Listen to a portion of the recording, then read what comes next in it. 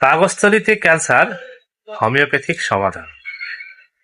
পাকস্থলীতে cancer দীর্ঘদিন ধরে পাকস্থলীতে ulcer ক্ষতের সৃষ্টি হতে থাকলে এই রোগের সৃষ্টি হতে পারে, যে কারণে অস্বাভাবিকভাবে কোষ বৃদ্ধি হলে আমরা তাকে পাকস্থলী ক্যান্সার বলে থাকি।